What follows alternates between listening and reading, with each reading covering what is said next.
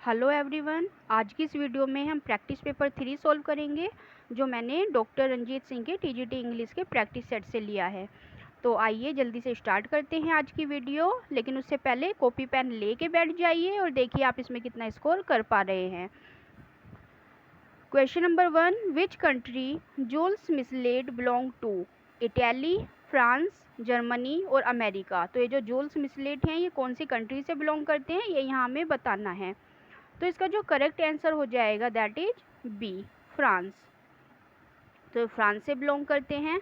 Then question number 2, in which year Jules Michelet defined the term renaissance?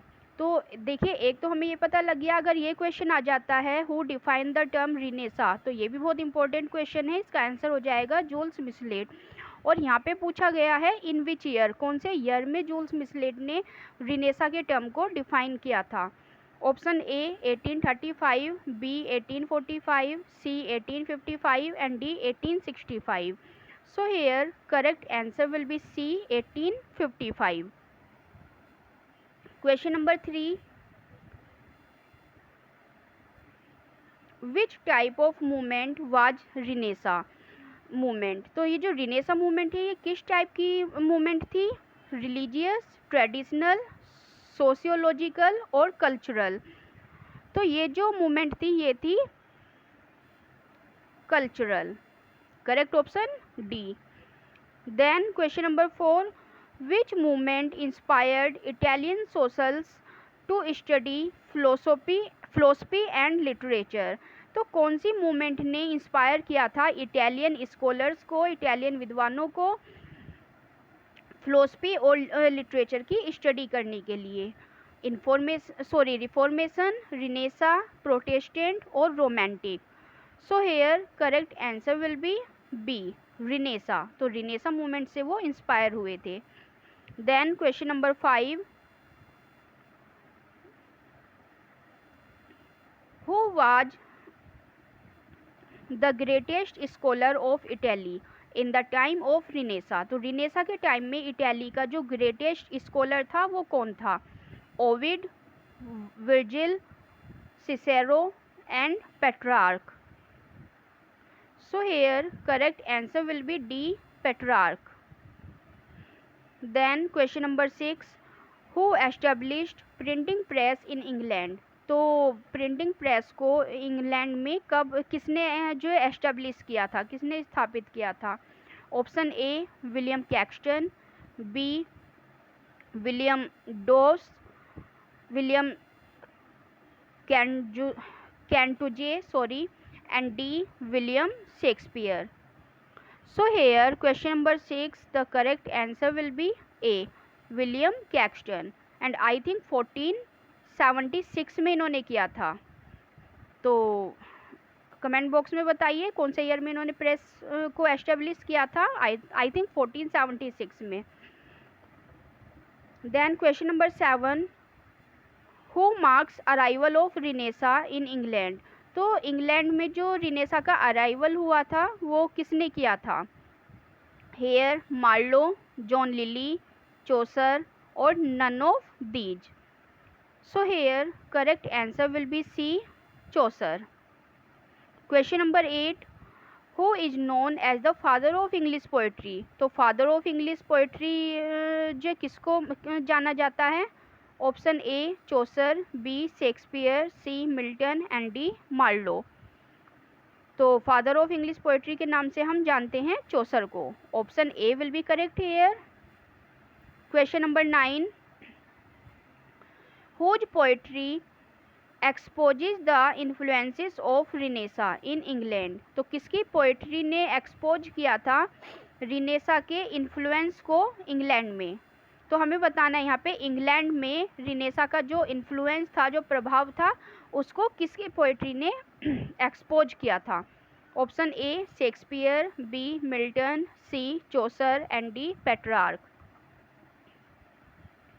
Hair correct option will be C, Chaucer.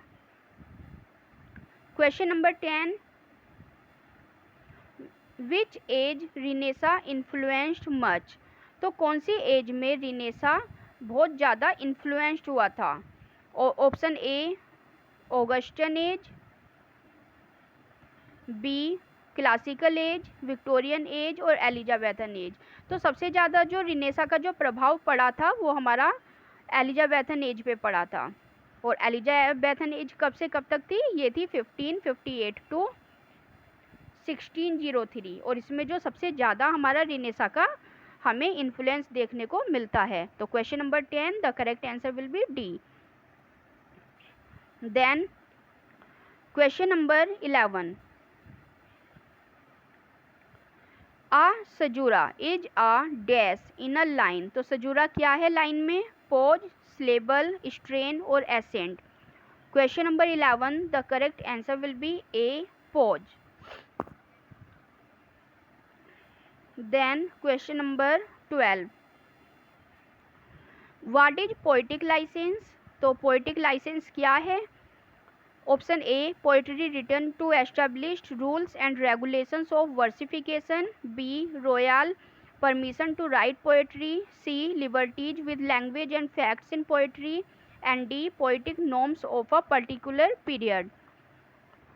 So here correct answer will be C, liberties with language and facts in poetry. और ये जो poetic licence है ये किसने दिया था? ये दिया था जॉन ड्राइडन ने। Then the unbroken flow of thought and awareness in the waking mind is called.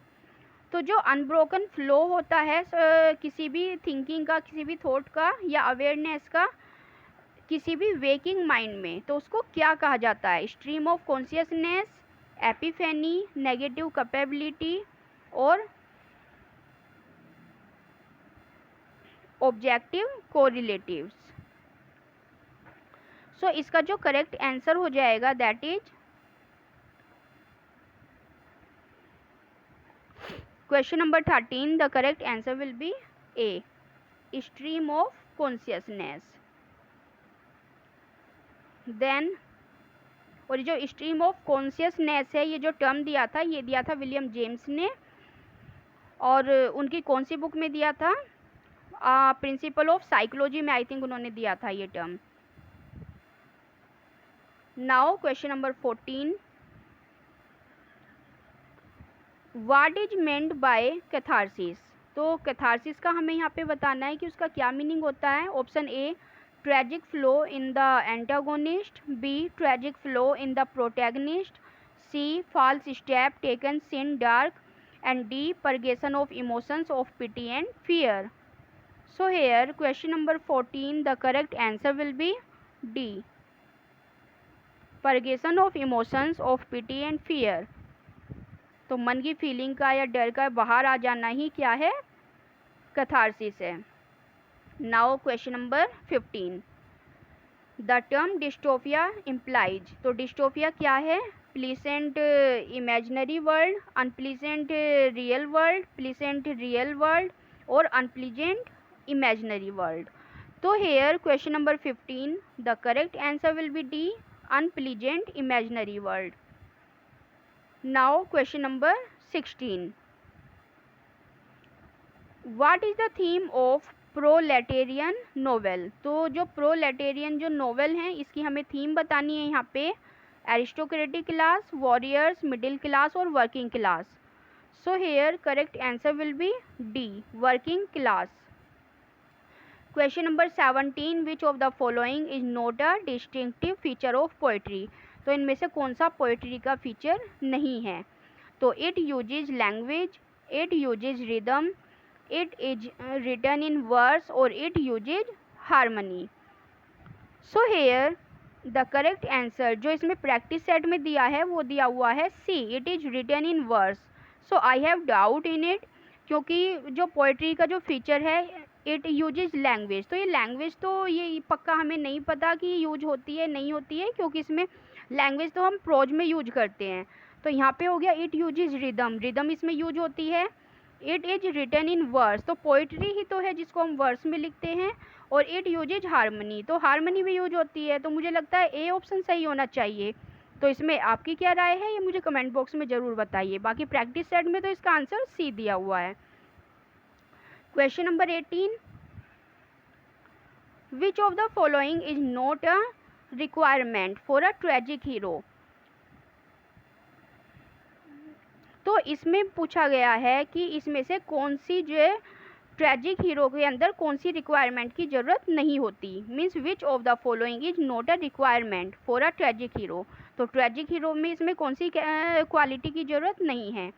तो he must be good, consistent, must be male, of high status. तो question number 18 the correct answer C, must be mail.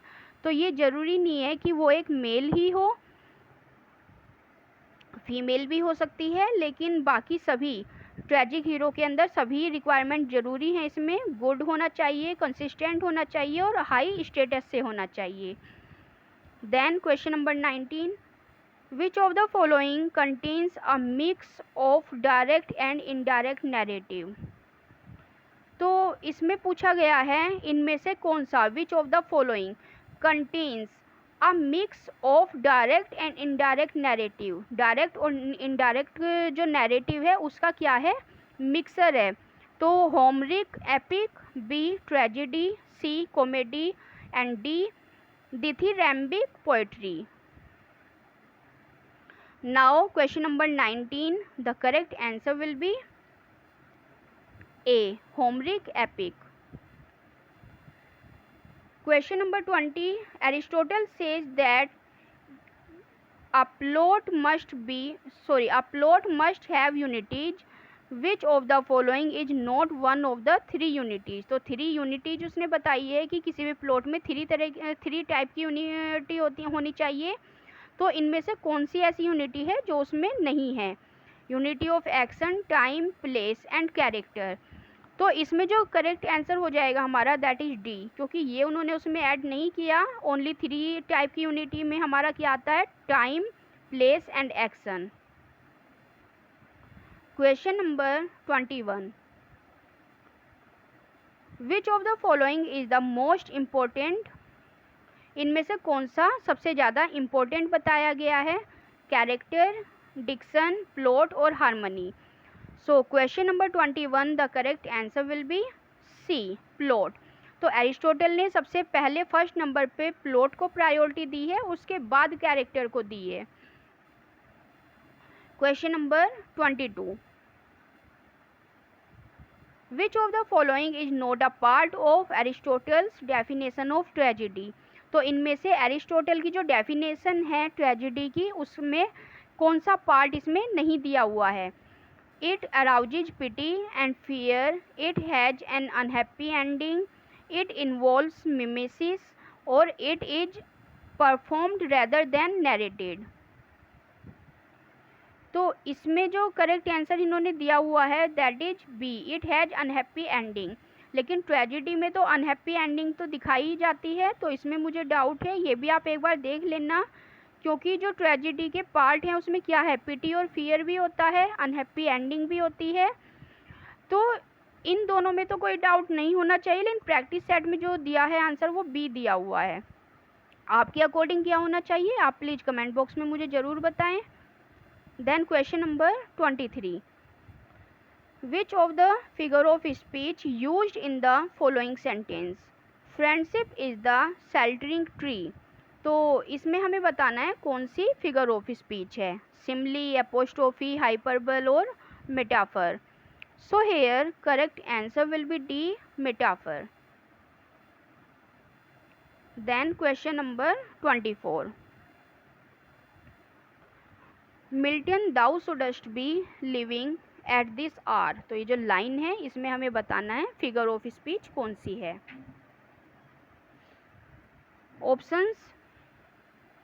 Options are oxymoron, apostrophe, hyperbole and Simli.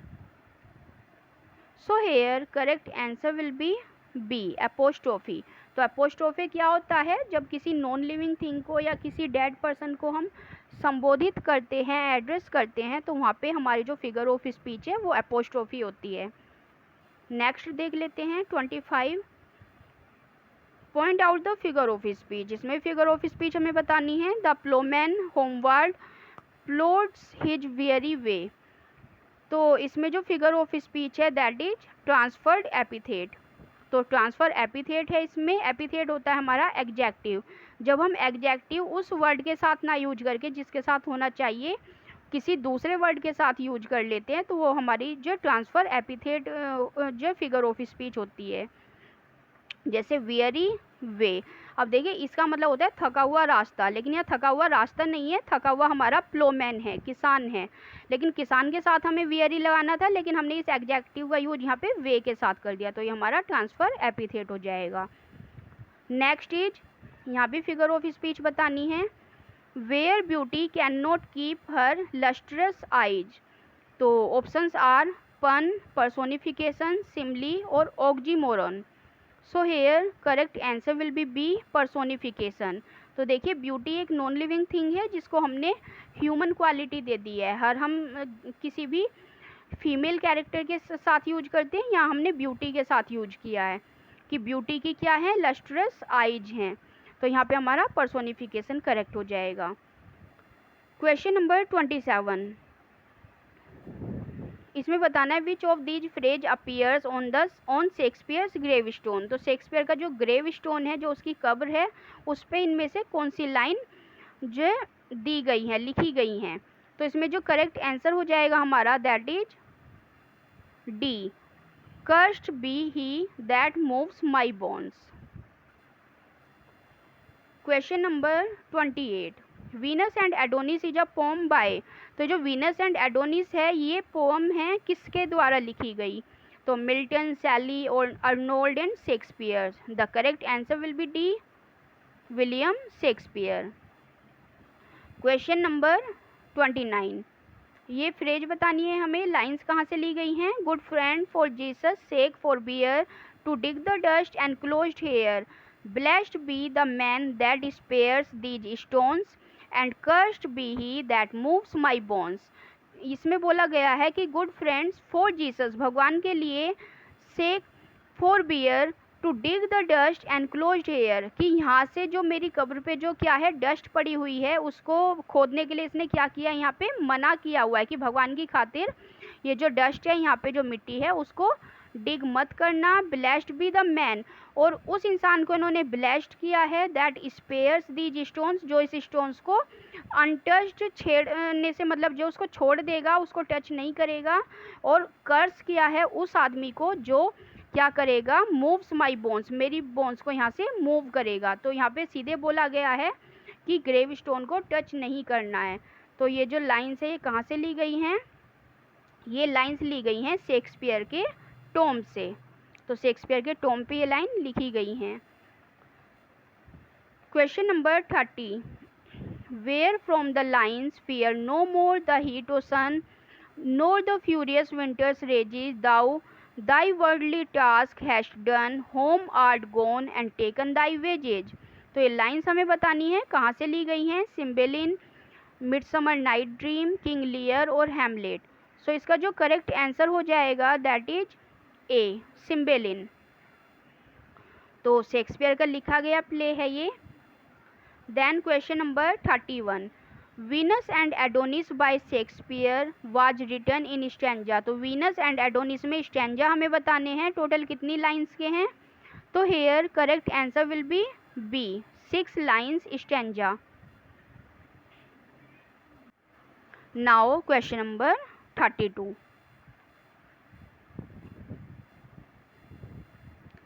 to which category that two works of William Shakespeare, Venus and Adonis and the Rape of Lucrece belong to। तो ये जो दो work हैं Shakespeare के, Venus and Adonis and Rape of Lucrece, उसकी हमें genre बताना है कौन सा है, narrative poems, tragedies, histories plays, historical plays और comedies. So here correct answer will be A, narrative poems. Now 33 question is, which one of the following terms is often called for the England's national poet William Shakespeare। तो William Shakespeare का हमें बताना है कि England के national poet हैं वो, और उनको कौन सा टर्म दिया गया है, master dramatist, supreme poet, bard of London और bard of Avon. So here correct answer will be D, bard of Avon. Question number 34, who wrote the celebrated book Shakespearean tragedy. तो शेक्सपियरियन ट्रेजेडी जो book है वो बतानी है हमें किसने लिखी है। AC Bradley, Edward Bradley, FH Bradley और डॉक्टर हेनरी ब्रैडली। सो इसका जो करेक्ट आंसर हो जाएगा यहाँ पे that is A, AC Bradley. And I think 1904 में ये बुक लिखी है इन्होंने।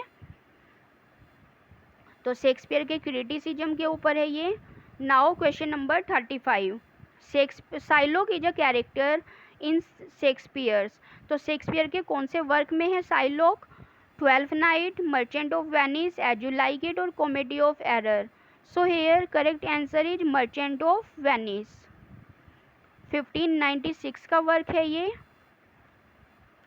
Then question number 36, who is known as the fourth witch among Shakespeare's woman character. तो शेक्सपियर की जितनी भी वुमन कैरेक्टर हैं उनमें से जो किसको फोर्थ विच के नाम से जाना जाता है? Option A Desdemona, B Gertrude, C Lady Macbeth and D Cordelia. So here correct answer हो जाएगा C Lady Macbeth. She is wife of Macbeth. Now question number 37, the name of Macbeth's wife in the Shakespearean play is। तो Shakespeare का जो play है Macbeth उसकी wife का नाम हमें बताना है मैकबेथ की। Cordelia, Calpurnia, Desdemona and none of the above. So here correct answer will be D, none of the above, because her name is not given in the play. उसका नाम जो प्ले में नहीं दिया गया। बाकी ऑप्शंस हैं कोर्डेलिया, तो कोर्डेलिया कौन है? किंग लियर की सबसे छोटी बेटी है जिसको उसने क्या कर दिया? बैनिश कर दिया था, निकाल दिया था अपने किंगडम से। कल्पुर्निया जूलियस सीजर की वाइफ है और डेस्डिमोना ओथेलो की वाइफ है। Question number 38, who has spoken the following words Shakespeare's Macbeth. The sleeping and the dead are but as picture the eye of childhood that fears a painted devil. तो इसमें बताना है Shakespeare का जो Macbeth है उसमें किसने ये लाइंस बोली हैं कि the sleeping and the dead, जो सोया हुआ इंसान है या जो डेड पर्सन है वो क्या है? बिल्कुल पिक्चर जैसे हैं, जैसे कोई तस्वीर हो, बिल्कुल ऐसे हैं। And it is the eye of childhood that fears a painted devil. और ये एक बचकाना आदत है या बिल्कुल बच्चों वाली आदत है ये, क्या कि जो कि एक पेंटेड किसी डेविल की पेंटिंग से भी क्या करते हैं? डर जाते हैं। तो ये लाइन किसने बोली है? First which, second which, third which और नन ऑफ द अबव। तो इसका करेक्ट आंसर हो जाएगा D, none of the above, because these lines are spoken by Lady Macbeth who is known as fourth witch of the play. Question number 39, trace in the following list the play which does not belong to the category to which the rest do. इनमें से बताना है कौन सा जो play है वो odd है, मीन्स सेम कैटेगरी से बिलोंग नहीं करता। Othello, King Lear, Hamlet and the Tempest. So here correct answer will be D, the Tempest, क्योंकि बाकी तो सभी ये ट्रेजिडी हैं और जो टेम्पेस्ट है ये कॉमेडी है। Question number 40, whom does Polonius send to France to spy on Lurtis। तो स्पाई ऑन का मतलब होता है जासूसी करना और लर्टिस जो है पोलोनियस का बेटा है। तो यहाँ पे पूछा गया है पोलोनियस ने किसको भेजा था फ्रांस में लर्टिस की जासूसी करने के लिए। Option A Reynaldo, B Ophelia, C Guido and D Marcellus. So here correct answer will be A Reynaldo. Now question number 41, how many characters die during the course of the play Hamlet. तो Hamlet में पूछा गया है कि total कितने characters मरे हुए दिखाए गए हैं, उसमें मीन्स कितने कैरेक्टर्स की डेथ को उसमें बताया गया है। 2, 5, 7 और 8। सो हेयर करेक्ट आंसर हो जाएगा यहाँ डी, 8। तो इसमें एक तो जो हैमलेट के चाचा थे क्लोडियस, उसकी जो मदर थी गर्ट्रूड और खुद हैमलेट, तो 3 तो इसी फैमिली से मरे हुए दिखाए गए थे। बाकी पोलोनियस, उसका बेटा लर्टिस और उसकी बेटी ओफेलिया, 3 इस फैमिली से डेथ दिखाई गई थी, तो टोटल 6 ये हो गए। और 2 जो दोस्त थे हैमलेट के, जो उसके साथ इंग्लैंड में गए थे, क्लाउडियस ने ऑर्डर दिया था उसको कि इंग्लैंड में ले जाके हैमलेट को मरवा देना है, 2 वो कैरेक्टर भी इसमें दिखाए गए थे।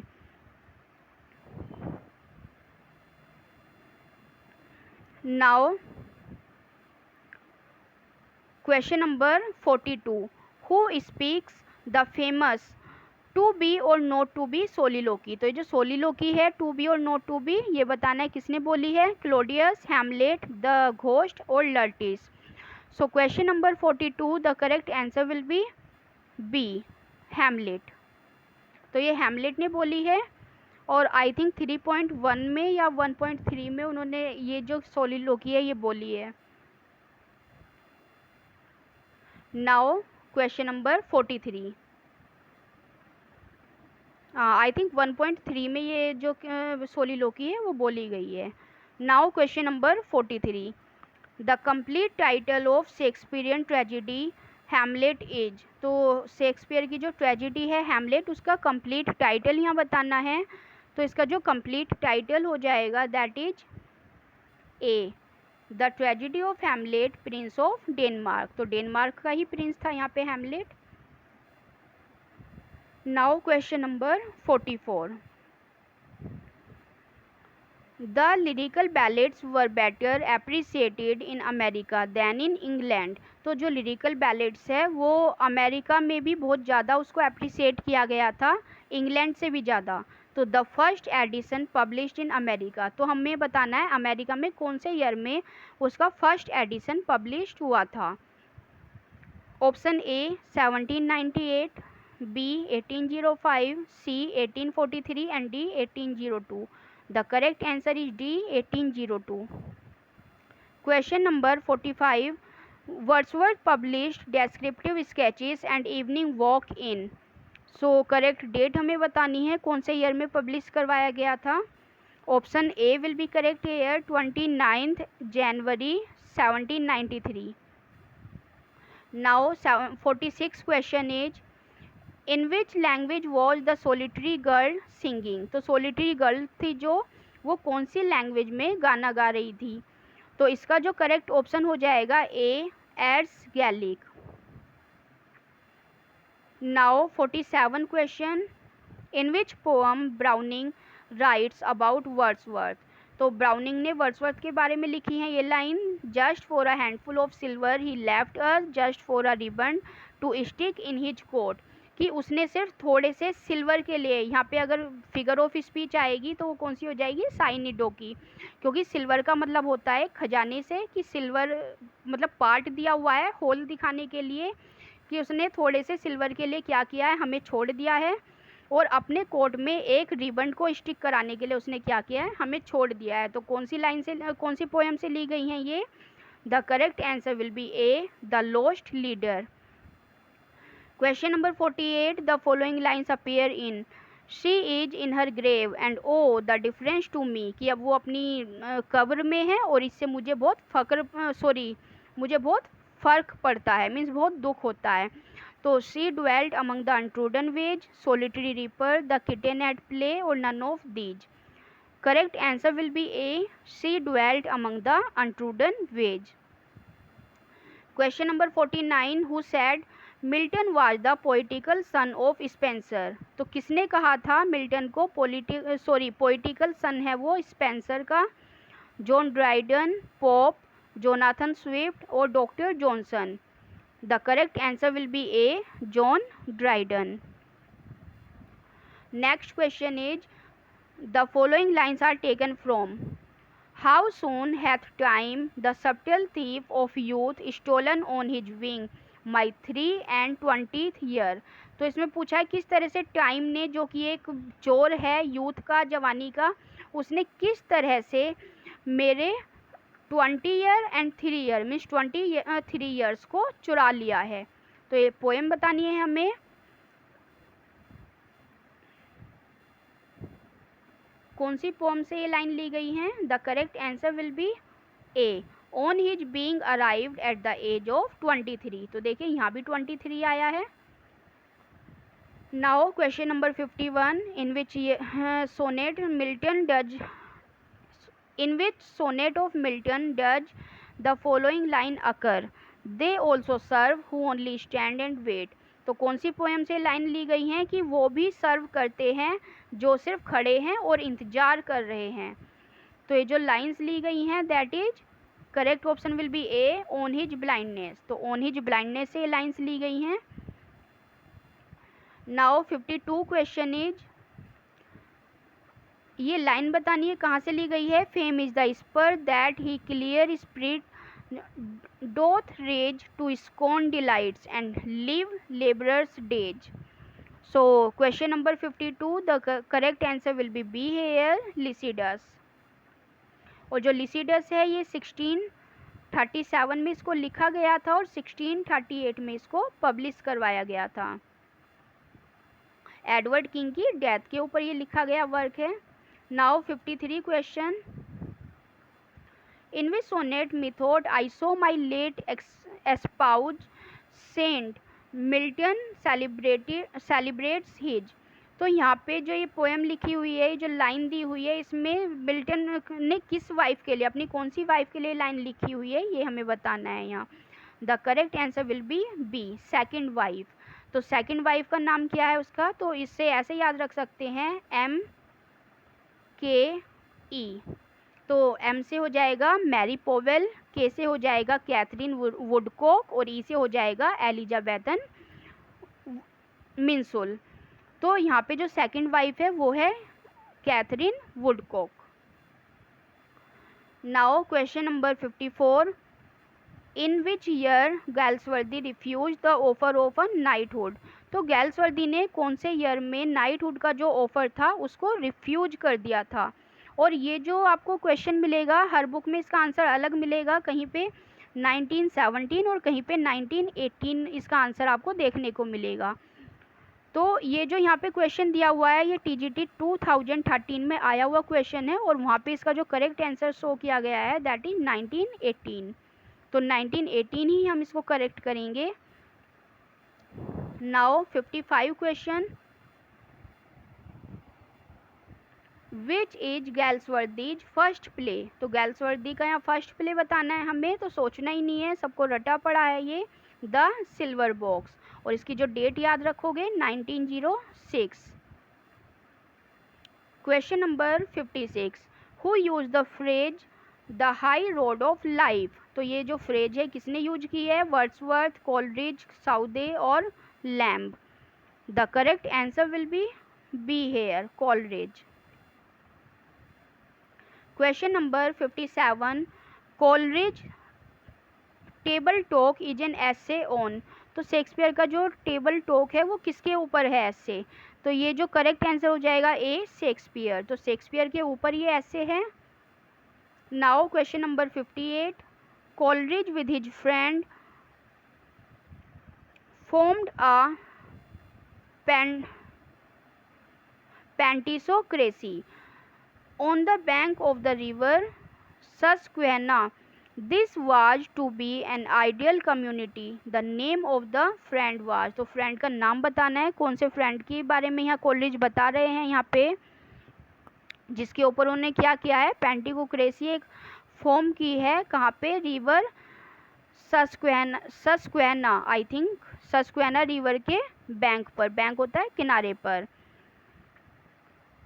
तो इसका जो करेक्ट आंसर हो जाएगा that is C, Southey. Now 59 question, who said the whole book of Biographia Literaria is among the few which constitute the very Bible of criticism. So E, Albert, Wordsworth, Saintsbury और Lamb. तो किसने ये quotation बोली है, the correct answer will be C, Saintsbury. Now question number 60, Coleridge breaks imagination into two parts. तो Coleridge ने imagination को दो पार्ट्स में डिवाइड किया है, first is primary and second is secondary. तो प्राइमरी इमेजिनेशन इज, तो प्राइमरी इमेजिनेशन को कैसे उन्होंने डिपिक्ट किया है वो यहाँ हमें बताना है। ऑप्शन ए, आप इसको सारे को पढ़ लो क्योंकि वीडियो लंबी हो जाएगी। मैं इसमें सीधे आपको आंसर बता दूंगी, जो लॉन्ग क्वेश्चन है उसमें सीधे मैं आंसर ही बताऊंगी। तो इसका जो करेक्ट आंसर है that is A.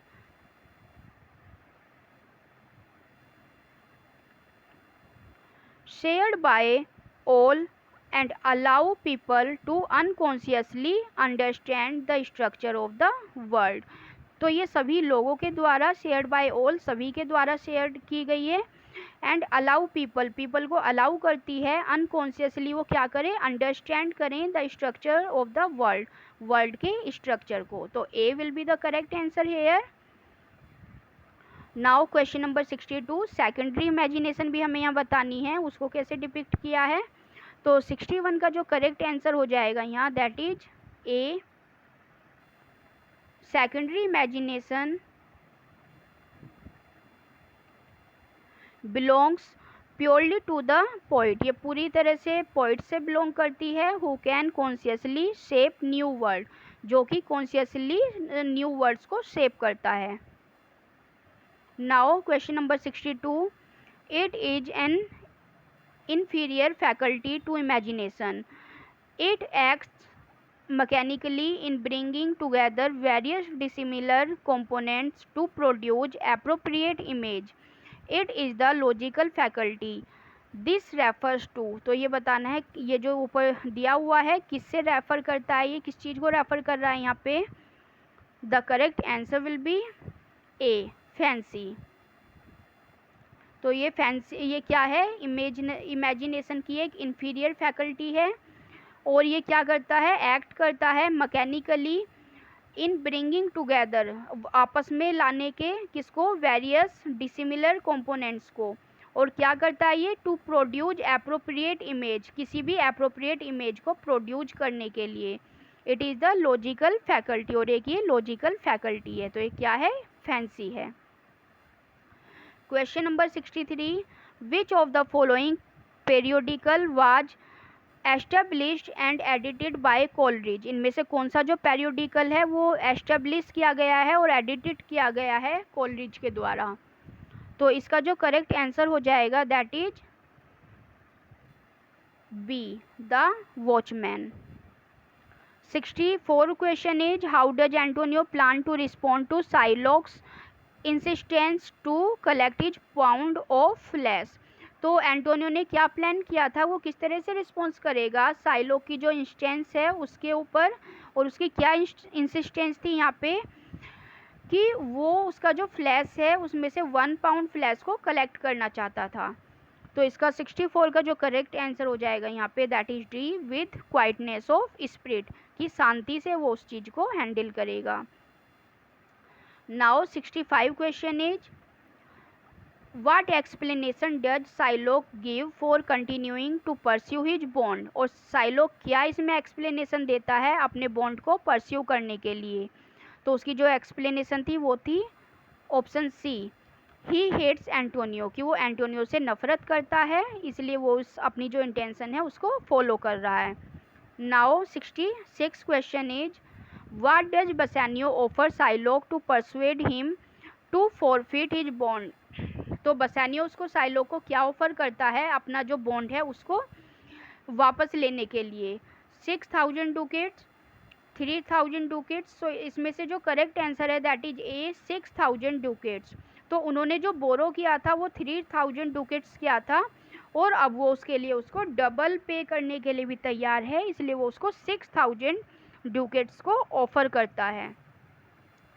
67 question, What does Shylock do in anticipation of the judgment।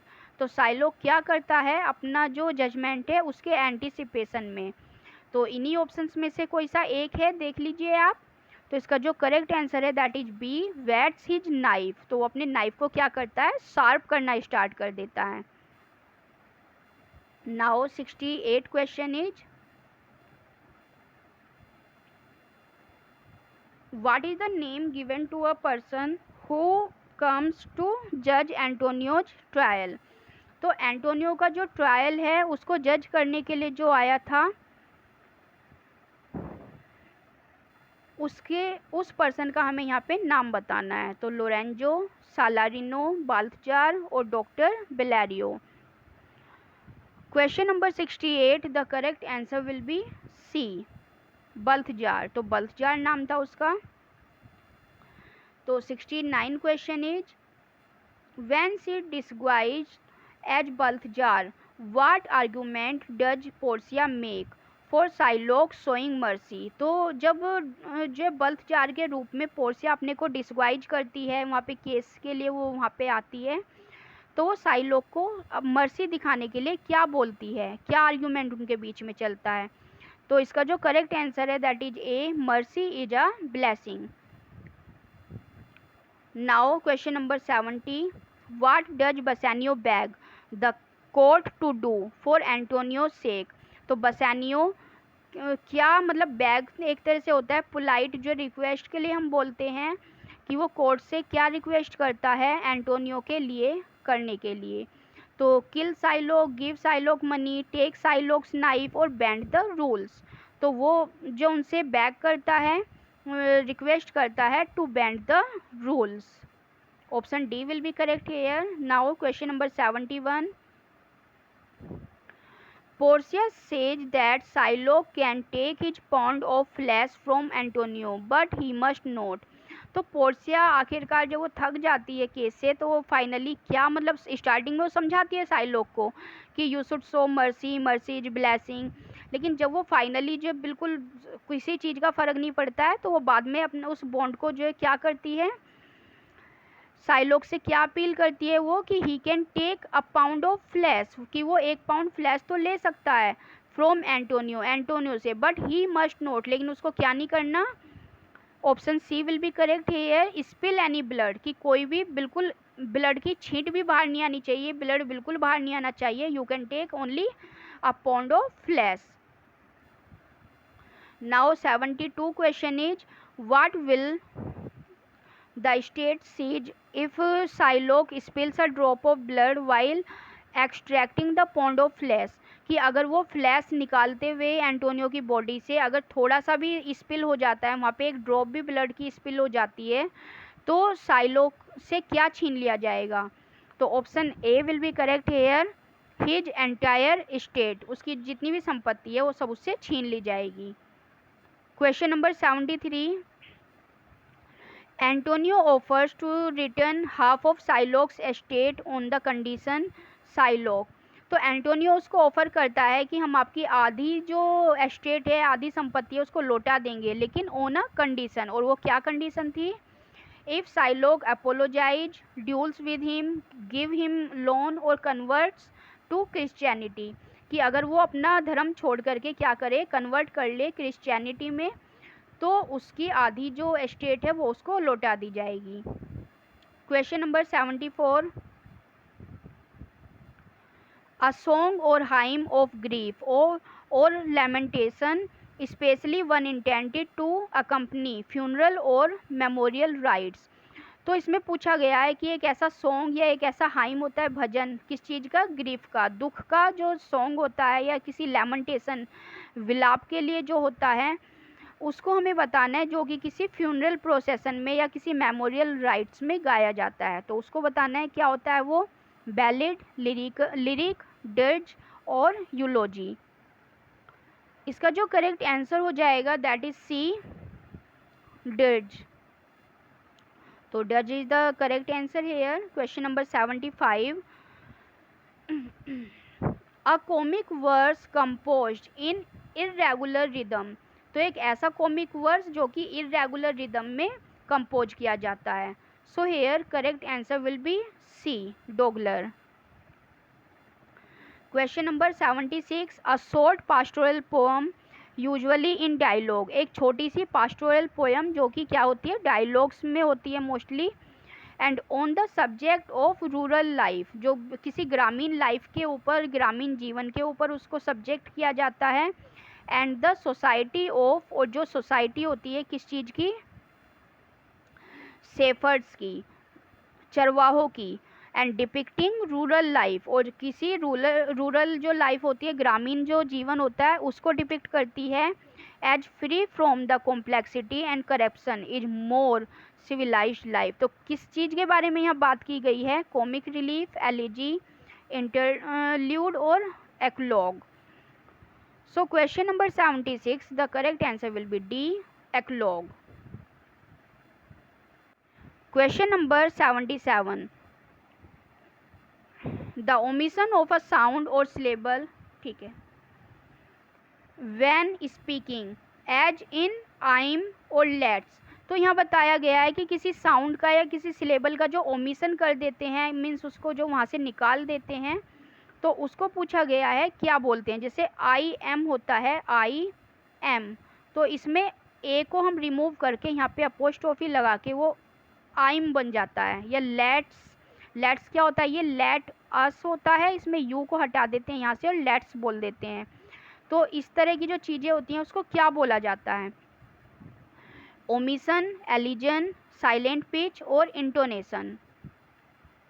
The correct answer will be B here, elision. तो elision is the correct answer here. Question number 78, the act of leaving out a word or words from a sentence deliberately when the meaning can be understood without them।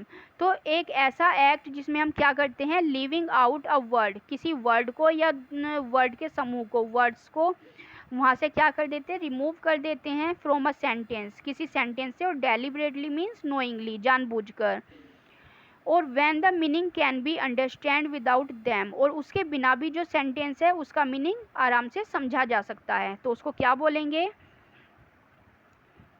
तो इसका जो correct answer हो जाएगा that is C, ellipsis. Question number 79, the act of correcting or improving a text or a change made to correct or improve a text. तो एक ऐसा act, किसी जो हम क्या करते हैं करेक्टिंग करने के लिए या इम्प्रूव करने के लिए किसी टेक्स्ट को यूज करते हैं, और अ चेंज, और ऐसा चेंज जो कि किस लिए किया जाता है? टू करेक्ट और टू इम्प्रूव अ टेक्स्ट। किसी टेक्स्ट को इम्प्रूव करने के लिए जब हम कोई चेंज करते हैं तो उस चेंज को हम क्या बोलते हैं? एमिनेशन, इमेंडेशन, रिकमेंडेशन और अमेंडमेंट। तो इसका जो करेक्ट आंसर हो जाएगा that is B, amendation. Question number 80, the ability to share someone else's feeling or experiences by imagining what it would be like to be in that person's situation। तो एक क्या है? Ability to share someone else feeling, किसी और की जो feeling है उसको हम शेयर करने की जो एबिलिटी होती है, उसको एक्सपीरियंस करना, किस तरह की इमेजिनेशन से? कि what it would be like to be, कि क्या होगा इन दैट पर्सन सिचुएशन, कि उस पर्सन की जो सिचुएशन है एक्चुअली क्या होगी, उसको खुद से हम फील जो करते हैं उसको क्या बोलेंगे। तो थोड़ा थोड़ा ही डिफरेंस है इसमें, देख लेते हैं यहाँ। Option A, empathy will be correct hair. जब किसी और की जो कंडीशन है उसको हम अपने जैसा फील करके, उसको मतलब जैसी उसकी कंडीशन है उसको खुद से फील करते हैं हम, कि जैसा उसके साथ हो रहा है वो पूरी तरह से वो ही दुख हम फील कर पाते हैं कि उसको कितना बुरा लग रहा होगा, तो that is called empathy. Then sympathy क्या होता है? सिंपैथी होता है कि हम दूसरे की जो कंडीशन है उसको समझते हैं कि हाँ उसको बहुत दुख हो रहा है, उसको शेयर करते हैं दूसरों के साथ, उसको फील नहीं करते, सिर्फ उसको सिंपैथी देने के तौर पे हम समझ पाते हैं हाँ वो बहुत दुखी है। मतलब एम्पैथी में हम उसको फील करते हैं और सिंपैथी में खुद ना फील करके सिर्फ हमें पता रहता है हाँ वो पर्सन दुखी है। अपैथी क्या होता है? जब हमें कोई फ़र्क ही नहीं पड़ता दूसरे का, बिल्कुल बिल्कुल हम उदासीन हो जाते हैं, दैट इज कॉल्ड अपैथी, कि किसी के दुख से हमें कोई फ़र्क ही नहीं पड़ रहा है। और एंटीपैथी क्या होता है? एंटी का मतलब होता है विरोधी, और पैथी का मतलब होता है दया। जब हम किसी के विरोध में जो दया करते हैं, मतलब हमें अगर किसी के साथ बुरा हुआ है तो उससे हमें अच्छा लग रहा है, तो दैट इज कॉल्ड एंटीपैथी। तो यहाँ पे जो करेक्ट ऑप्शन हो जाएगा that is A, empathy. Now question number 81, a speech often in verse addressed to the audience by an actor at the beginning of a play। जब किसी play के beginning में जो कोई एक्टर क्या करता है, ऑडियंस को कोई एक स्पीच को जो है वहाँ पे बोलता है, किसी स्पीच को किसी वर्स में बोलता है, तो उसको बोला जाएगा यहाँ पे एपिग्राफ, प्रोलॉग, टेलीग्राफ और autograph. So question number 81, the correct answer will be B, prologue. Question number 82, an inscription or at a tomb or a grave in memory of the one buried there. जब किसी की grave stone जो होता है, किसी की grave पे, किसी की टॉम पे जो कब्र होती है उस पे जो इंस्क्रिप्शन होता है उसको पूछा गया है यहाँ पे क्या बोलते हैं। तो 82 question, the correct answer will be C, epitaph. 83 question, a song और poem in honour of a bride and bridegroom. तो किसी मैरिज को सेलिब्रेट करते हुए जब हम ब्राइड और ब्राइडग्रूम के ऑनर में, सम्मान में कोई जो पोम बोलते हैं या कोई सॉन्ग बोलते हैं तो उसको क्या बोलेंगे यहाँ? The correct answer will be A, epithalamium. Question number 84, which movement is the greatest movement in the history of mankind. तो हिस्ट्री ऑफ मैनकाइंड में कौन सी मूवमेंट को ग्रेटेस्ट मूवमेंट के रूप में हम जानते हैं? The correct answer is B, renaissance movement. Which movement made people conscious of their own power. कौन सी ऐसी मूवमेंट है जिसने पीपल को कॉन्शियस कर दिया था अपनी खुद की पावर को पहचानने के लिए? तो इसका जो करेक्ट आंसर है that is A, renaissance movement. 86 question, in which people were dominated before renaissance movement. तो रिनेसा मूवमेंट से पहले जो पीपल थे वो किसके लिए जो डोमिनेट रहते थे, मतलब किसको ज़्यादा उनके सिर पे बिल्कुल हावी था वो? तो सुपरस्टिशन, नॉलेज, ट्रेडिशन और rituals. The correct answer will be A, superstition. तो ये अंधविश्वास होता है, अंधविश्वास में पड़े रहते थे लोग, नॉलेज के लिए उनके जीवन में कोई जगह ही नहीं थी। Question number 87,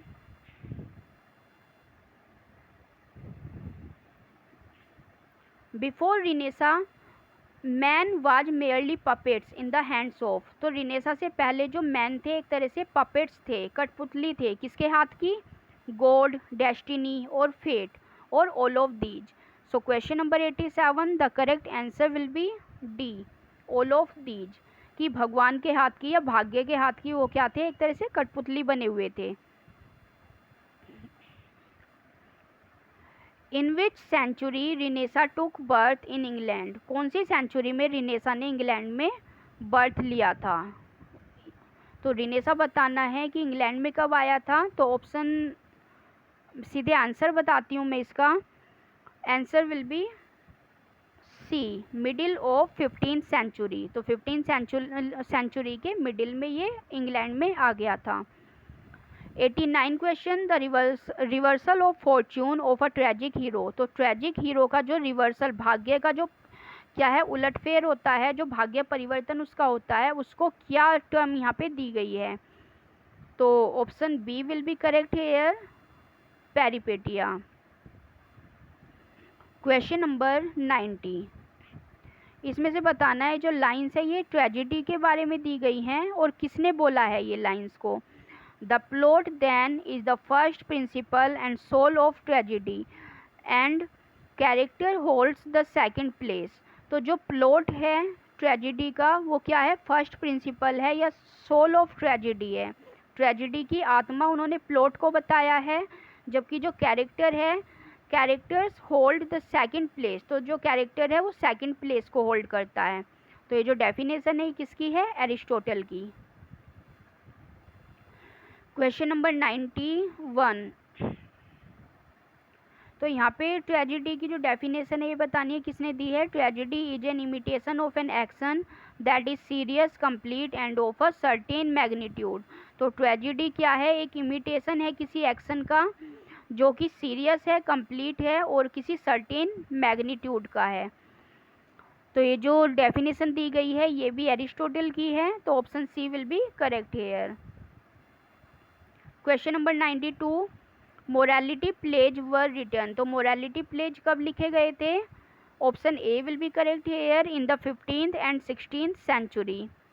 question number 93, the originator and namer of deconstruction. तो डी कंस्ट्रक्शन का जो ओरिजिनेटर है और नेमर है वो कौन है? Option A will be correct here, Jacques Derrida. Now question number 94, when the sound of a word resemble, जब जो साउंड किससे रिजेंबल करता है? मीनिंग से, जिस मीनिंग को ये डिनोट कर रहा है। तो वहाँ फिगर ऑफ स्पीच बतानी है हमें, तो जहाँ भी साउंड वर्ड आ जाए वहाँ पे हमारी ओनोमेटोपोइया फिगर ऑफ स्पीच आ जाएगी। 95 question, the repetition of vowel sound in sequence of near by words is called. तो जो रिपीटेशन होता है वोवल साउंड का उसको हम क्या बोलते हैं? That is called assonance. Option C is correct here. Now question number 96, what is the name of an implied simile. तो इम्प्लाइड सिमली को हम क्या किस और नाम से जानते हैं? That is called metaphor. तो 96 is correct answer here, option A. 97 question, William Shakespeare was born in. तो विलियम शेक्सपियर कब पैदा हुए थे? Correct option is B 1564। और William Shakespeare was born on, और पूरी डेट अगर पूछी जाए तो 23 अप्रैल 1564। तो कौन सा यहाँ पे करेक्ट हो जाएगा? ऑप्शन ए 23 अप्रैल 1564। तो ऐसे इजी क्वेश्चंस भी आ जाते हैं, लेकिन हम एग्जाम में क्या है इतना प्रेशर होता है माइंड पे कि हम उसको भूल जाते हैं और गड़बड़ कर देते हैं। तो बिल्कुल शांति के साथ ऐसे क्वेश्चन को हमें हैंडल करना है। William Shakespeare was baptised on, और बैप्टाइज कब हुए थे? नामकरण कब हुआ था उनका? तो द करेक्ट आंसर इज 26 अप्रैल 1564। तो option D will be correct hair. 100 question is William Shakespeare died on. तो विलियम शेक्सपियर की बताना है हमें, उनकी डेथ कब हुई थी? तो 23 अप्रैल 1616। तो B option is correct here. Now 101, यहाँ हमें पैसिव वॉइस में कन्वर्ट करना है इनको। तो my captors were taking me to prison. तो यहाँ पे इसको पैसिव में कन्वर्ट करना है। तो देखिए यहाँ पे वर दिया है, तो वाज या वर वाला ही हमें सेंटेंस लेना है। तो वाज इसमें आया है, बाकी में हैड और हैड आए हैं, तो ये सब रॉन्ग है। Correct answer will be A, I was being taken to prison by my captors. Now correct sentence हमें यहाँ बताना है, this book is preferable from that. तो देखिए प्रेफरेबल के साथ हमेशा टू का यूज हम करते हैं, तो यहाँ पे जो करेक्ट ऑप्शन हो जाएगा that is C, this book is preferable to that. तो 102 the correct answer will be C here. 103, यहाँ पे भी हमें प्रेपोजिशन वाला ही सेंटेंस है, फिल करनी है correct preposition. We are now confident dash winning the match. तो कॉन्फिडेंट के साथ हम कौन सी प्रेपोजिशन का यूज करते हैं? The correct answer will be C, off. Now let me acquaint him dash the topic। तो acquaint का मतलब होता है परिचित कराना। तो acquaint के साथ हम कौन सी preposition यूज करेंगे यहाँ पे? The correct answer is B, with। Let me acquaint him with the topic. Next is do not quarrel dash your neighbour. तो यहाँ भी प्रेपोजिशन फिल करनी है। डू नॉट क्वेरल, मत लड़ो अपने नेबर से। तो यहाँ पे जो करेक्ट प्रेपोजिशन है that is C, with. 106, fill in the blanks with appropriate choice. If you go out I dash the cricket match. तो ये कंडीशनल सेंटेंस है, जहाँ पे इफ़ का यूज होता है। ये कंडीशनल सेंटेंस होते हैं और ये हमारी फर्स्ट कंडीशन है। तो इसमें क्या होता है, फर्स्ट पार्ट हमारा प्रेजेंट इंडेफिनिट में होता है और सेकंड पार्ट हमारा फ्यूचर इंडेफिनिट में होता है। तो देखिए फ्यूचर में हमारा ये शैल और वॉच दिया हुआ है। इफ़ यू गो आउट, यदि तुम बाहर जाते हो, आई शैल वॉच द क्रिकेट मैच, तो मैं क्रिकेट मैच देखूंगा। Option A will be correct hair. 107, choose the alternative which can best replace the underline word. तो यहाँ पे जो इंडस्ट्रियस दिया हुआ है इसका सीधे सीधे हमें सिनोनिम्स बताना है यहाँ पे। तो 107 the correct answer will be B here, diligent. तो इंडस्ट्रियस और डिलीजेंट दोनों का मतलब ही क्या होता है? Hard working. Ant is believed to be the most industrious creature. तो जो एंट होती हैं, जो चींटियाँ होती हैं, वो बहुत हार्ड वर्किंग क्रिएचर्स होती हैं। तो diligent is the correct answer. Question number 108, in the teaching poetry the emphasis is laid on. जब हम पोइट्री को टीच करते हैं तो जो हमारा पूरा एम्फेसिस है वो किस पे होता है? तो एप्रिसिएशन, ग्रामर, स्ट्रक्चर और वोकेबलरी। तो देखिए वोकेबलरी, स्ट्रक्चर और ग्रामर इस सब से हमारा कोई मतलब नहीं है पोइट्री पढ़ाते हुए, हमारा पूरा फोकस एप्रिसिएशन पे होता है। देन 109, यहाँ पे वन वर्ड है ये, a supporter of the cause of woman. तो जो विमेन का जो सपोर्टर होता है उसको हम क्या बोलते हैं? The correct answer will be C here, feminist. तो डोंट बी कंफ्यूज फेमिनिस्ट और इन फेमिनिस्ट एंड इफेमिनेट, क्योंकि इफेमिनेट क्या होता है? A man with the female style, जो फीमेल का जो स्टाइल फॉलो करता है उसकी तरह जो उसके हाव भाव होते हैं, तो उसके लिए हम एफिमिनेट का यूज करते हैं। और जो वीमेन की वेलफेयर के लिए जो सपोर्टर के रूप में खड़ा रहता है उसको हम फेमिनिस्ट के नाम से जानते हैं। तो C option will be correct here. 110, the gardens in Srinagar are more beautiful than these of Mysore, those of Mysore, this of Mysore, that of Mysore. तो देखिए गार्डन्स दिया हुआ है तो प्लूरल है ये, तो इसका मतलब हमारा सी और डी ऑप्शन तो बिल्कुल नहीं आएगा। और यहाँ दीज नहीं आता इसमें, यहाँ पे आएगा those, those of Mysore. 111, I wish I dash dead. तो यहाँ पे देखिए जहाँ भी आई विश आता है तो उसके साथ हम किसका यूज करते हैं? हम वर का यूज करते हैं, I wish I were dead. 112, she rain fast in the tournament. तो यहाँ पे हमें बताना है पार्ट ऑफ स्पीच कौन सा है, तो फास्ट का हमें पार्ट ऑफ स्पीच बताना है कि वो कैसे दौड़ी, वो फास्ट दौड़ी। तो जब भी हमारी वर्ब को कोई मॉडिफाई करता है तो उस केस में हमारा जो पार्ट ऑफ स्पीच है वो क्या हो जाता है? एडवर्ब। तो adverb is the correct answer hair. 113, the meeting dash with the vote of thanks. तो यहाँ पे हमें सूटेबल वर्ड को फिल करना है। तो द मीटिंग स्टॉप्ड, तो स्टॉप तो नहीं हुई, जब यहाँ पे वोट ऑफ थैंक्स हुआ है इसका मतलब पूरी वो खत्म हुई है, समाप्त हुई है अच्छे से। क्लोज होता है किसी चीज़ को बंद करना, तो मीटिंग तो बंद तो नहीं कर सकते हम। देन फिनिश्ड, फिनिश्ड होता है समाप्त होना। और कंक्लूडेड का मतलब भी समाप्त होना है, लेकिन इन अ गुड सेंस कि अच्छे से सारी मतलब बिल्कुल रीति रिवाजों के साथ, या बिल्कुल क्या कहते हैं, बिल्कुल फॉर्मेलिटी के साथ किसी चीज़ को कंक्लूडेड करना। तो यहाँ पे जो ऑप्शन हो जाएगा that is D, the meeting concluded with a vote of thanks. तो D option will be correct here, जो ज़्यादा अच्छा यहाँ पे मीनिंग दे रहा है that is concluded. Now question number 114, यहाँ पे भी हमें प्रेपोजिशन फिल करनी है। ऑल्दो ही इज ब्लाइंड, हालांकि वो अंधा है, he is very fast dash calculation, लेकिन फिर भी क्या है, वो कैलकुलेशन में बहुत फास्ट है। तो फास्ट के साथ हमें क्या लगाना है यहाँ पे? इन, एट, विद और about. So correct option will be B here, at. Question number 115, select out the following the correct prefix. तो हमें यहाँ पे प्रेफिक्स बताना है कि प्रॉपर के साथ हम कौन सा प्रेफिक्स यूज कर सकते हैं। तो डिस प्रॉपर होता है, अस प्रॉपर, इन प्रॉपर और none of the above. So 115 the correct answer will be D, none of the above. तो इनमें से कोई सा भी प्रॉपर के साथ यूज नहीं होता, क्योंकि प्रॉपर के साथ हम इम का यूज करते हैं, आई एम इम प्रॉपर।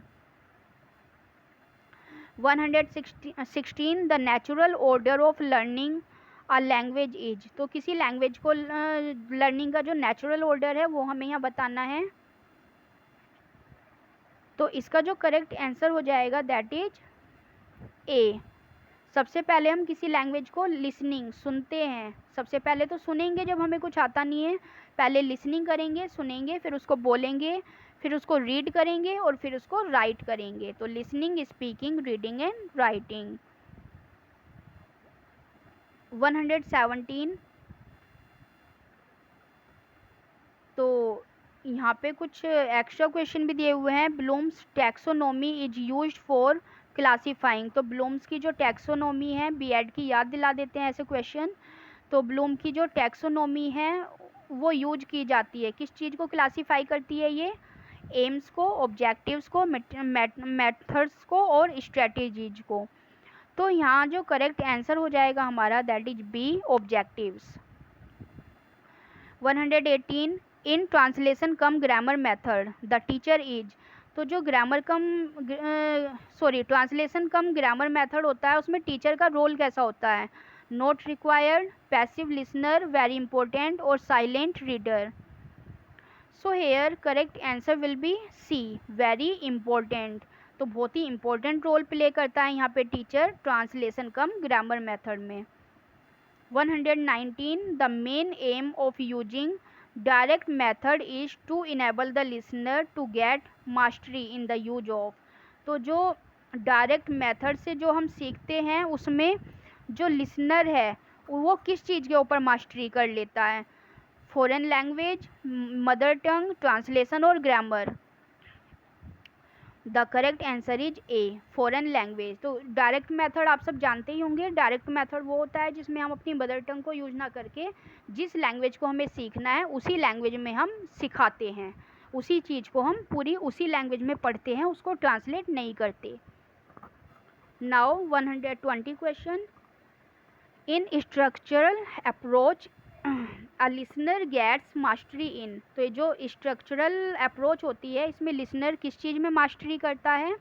तो इसका जो करेक्ट आंसर है D, structure of sentence, sentence के स्ट्रक्चर में। 121 English is not a phonetic language. English कोई फोनेटिक लैंग्वेज नहीं है और इसका हमें मीन्स बताना है, तो जल्दी से चारों ऑप्शंस को आप पढ़ लीजिए। इसका जो करेक्ट आंसर हो जाएगा B option will be correct here. Pronunciation of a word is not sum total of the sounds of letter. कि किसी भी वर्ड का जो प्रोनाउंसिएशन है वो बिल्कुल उतना ही नहीं होता, सम टोटल नहीं होता उसका साउंड ऑफ लेटर्स का। Now question number 122 in English language there are. तो इंग्लिश लैंग्वेज में बताना है हमें, चारों ऑप्शन पढ़ के देख लीजिए, ये भी इम्पोर्टेंट क्वेश्चन है हमारा। तो इसका ए ऑप्शन करेक्ट हो जाएगा। टोटल 12 वोवल साउंड्स होते हैं, 8 डिप्थोंग्स होते हैं एंड 24 कॉन्सोनेंट होते हैं। तो वैसे इंग्लिश में 5 वोवल होते हैं लेकिन उनके जो साउंड बनते हैं वो कितने बनते हैं? 12 बनते हैं। और 21 जो कॉन्सोनेंट होते हैं उसके जो साउंड बनते हैं वो 24 कॉन्सोनेंट साउंड होते हैं। और जो डिप्थोंग्स होते हैं ये क्या होते हैं? जो दो वोवल को हम आपस में कनेक्ट करके एक साउंड बनाते हैं, दैट इज कॉल्ड डिप्थोंग्स, और ये टोटल 8 होते हैं। Question number 123 which of the following is not the characteristic of good hand writing. तो इनमें से कौन सी गुड हैंड राइटिंग की कैरेक्टरिस्टिक नहीं है? तो देखिए यहाँ पे जो करेक्ट ऑप्शन दिया हुआ है दैट इज लाउडनेस। तो लाउडनेस दिया हुआ है कि जो गुड जो हैंड राइटिंग होती है उसकी कैरेक्टरिस्टिक में इन्होंने लाउडनेस को शामिल नहीं किया हुआ। बाकी जो इसकी कैरेक्टरिस्टिक हैं उसमें डिस्टिंक्टिवनेस, सिंप्लिसिटी एंड स्पीड, इन तीनों को इन्होंने ऐड किया हुआ है। Now question number 124 the main purpose of teaching poetry is to develop. तो जो टीचिंग पोइट्री पढ़ाने का जो मेन पर्पज होता है वो क्या डेवलप करना होता है? Option D will be correct hair, aesthetic sense of power of imagination. And question number 125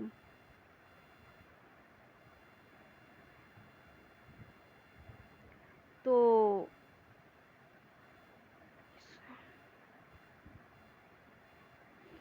यहाँ पे है ये विच of the following is not the example of free composition in English.